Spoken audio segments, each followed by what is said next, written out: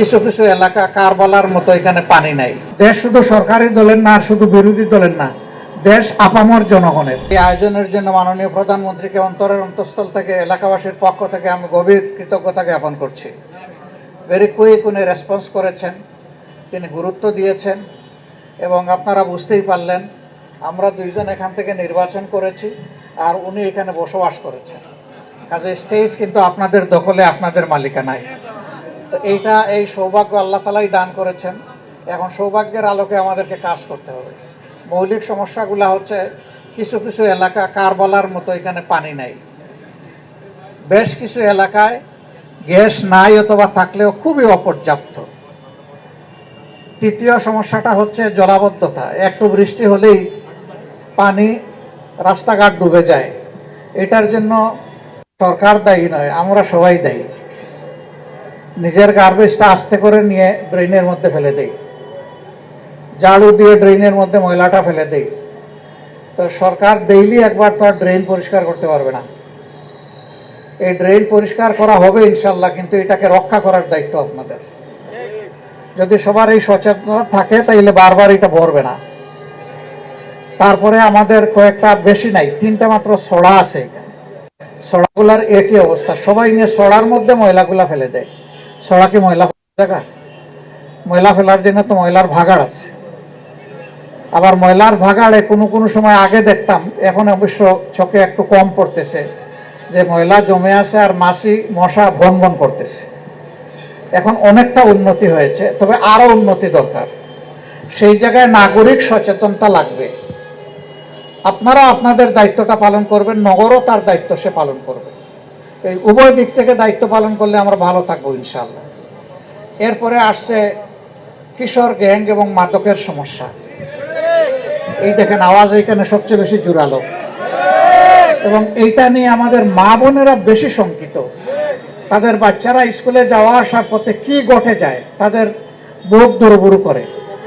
এখানে পুলিশের লোকেরা আছেন, আমি তাদেরকে অনুরোধ করব যে তারা যেন বিষয়টা সিরিয়াসলি নেন। তারপরে আছে আপনাদের সমস্যাগুলোর মধ্যে স্কুলের কোথাও কোথাও কিছু অনিয়ম, কিছু দুর্নীতি পর্যায়ের বিষয়। সেইটাও মন্ত্রী মহোদয় শুনে গেলেন। তিনি যথাযথ মন্ত্রণালয়কে এগুলা ইনশাল্লাহ আমি আশা করি যে তিনি পৌঁছাবেন, পার্শ্ব করবেন। এই কয়েকটা মৌলিক সমস্যা বড় মাত্রার। তার সাথে রাস্তা দখল, বিভিন্ন জায়গায় বসে গেছে হকাররা। তারাও এই দেশের মানুষ, এরা খুব ধনী সম্পদশালী না, তাদেরও রুজি রোজগারের দরকার আছে, কিন্তু তাদেরকে একটা শৃঙ্খলার আয়তায় নিতে হবে। রাস্তা তো ব্যবসার জন্য না, রাস্তা হচ্ছে চলাচলের জন্য। এই রাস্তাটা চলাচলের জন্য মুক্ত করে দিতে হবে।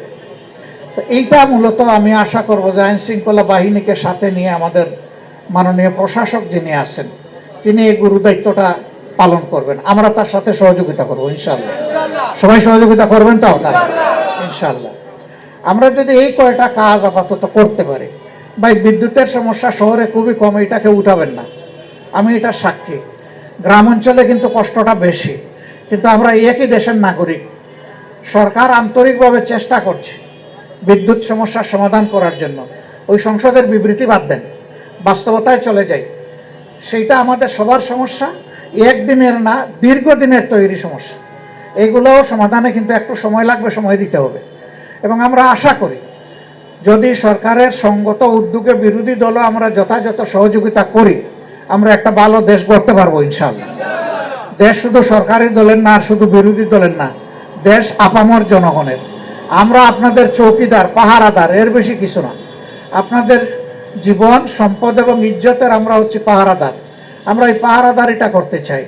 আর আমি একটু মাপ চাচ্ছি, মাননীয় প্রধানমন্ত্রী যেমন সারা দেশের দায়িত্ব পালন করেন, ঠিক আমার উপরেও বিরোধী দলীয় নেতা হিসেবে এইরকমই কাছাকাছি একটা দায়িত্ব, যার কারণে প্রতিদিন আমার পক্ষে আপনাদের কাছে আসা সম্ভব হয় না। যদিও আমার মন চায়, অন্তর চায়, অনুভব করি, কিন্তু যখনই সময় পাই আমি চলে আসি আপনাদের কাছে। তা আমিও আসবো, আপনারাও যাবেন। এইভাবে ইনশাল্লাহ মিলেমিশে আমরা কাজ করব। আর কিছু কিছু ব্যাপার নিয়ে আপনারা সরাসরি মাননীয় প্রতিমন্ত্রী অ্যাক্সেস দিয়েছেন, আপনারা তাকে রিচ করবেন ইনশাল্লাহ। তাকে এই উদারতার জন্য, এবং এই এলাকার সাবেক বাসিন্দা, আর আমরা আজকে নাগরিকত্ব একটা দিয়ে দিলাম এই এলাকায়। আপনারা কি অসুবিধা নাই তো নাগরিকত্ব? মাশাআল্লাহ। তো তো সেই হিসাবে আমরা ওনাকে এই এলাকার নাগরিক হিসাবে আপনারা ওনাকে রিচ করবেন ইনশাআল্লাহ। সবাইকে ধন্যবাদ। যেহেতু আমরা কিছু জায়গা দেখবো, আরো কিছু জায়গায় বসবো, আরো আসবো, আরো একসাথে কাজ করব। দেশ আমাদের সবার, আল্লাহ তাআলা আমাদের সবাইকে একসাথে মিলেমিশে কাজ করার তৌফিক দিন। আসসালামু আলাইকুম ওয়া রাহমাতুল্লাহ।